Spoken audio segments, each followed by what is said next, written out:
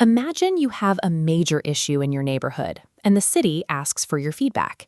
You sit down to explain the problem, but as you write, the box on the form shrinks, cutting off your words and forcing your complaint into a tiny, pre-approved space.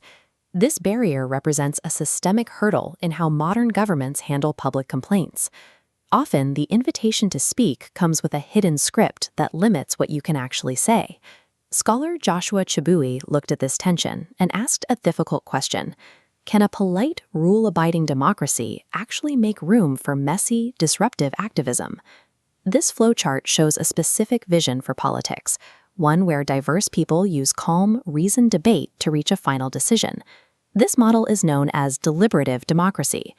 The system works on the premise that if everyone talks it out as equals, the strongest logic will naturally rise to the top and shape the laws that govern everyone. This vision promises an equal voice for everyone, but in practice, the focus on reasoned debate can mask how power decides which voices are allowed to be heard in the first place. Picture a formal community meeting. The doors are open, and everyone is technically invited to sit at the table, but the atmosphere inside is governed by rigid expectations. Notice how wealth and social status weigh down one side of this scale. Certain groups carry pre-existing influence before a word is spoken, what Iris Marion Young calls structural inequality. Chibui argues the real barrier is the mandatory politeness required at the table. When institutions demand that every grievance be presented with calm rationality, they filter out the raw anger that often follows injustice. Urgent cries for help are dismissed as unreasonable simply because of how they are delivered. In this system, power lives inside the rules that define what a proper contribution looks like. These rules decide which ideas are recognized and which are ignored. Some thinkers, like Robert Talisse, suggest a solution: just create more spaces for these discussions.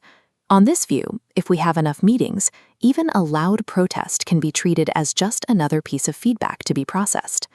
Chibui finds this solution lacking. Adding more meetings leaves the underlying lopsided rules in place. The exact same filter that silences a person in one room will silence them in a dozen more.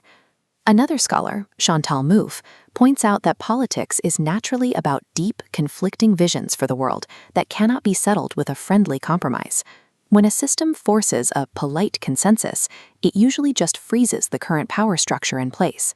The conflict hasn't been resolved. The people at the bottom are simply told to be quiet. Multiplying the number of meetings without changing the rules absorbs dissent without shifting influence.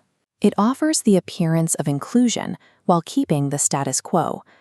We can see this tension in action during the 2024 finance bill protests in Kenya.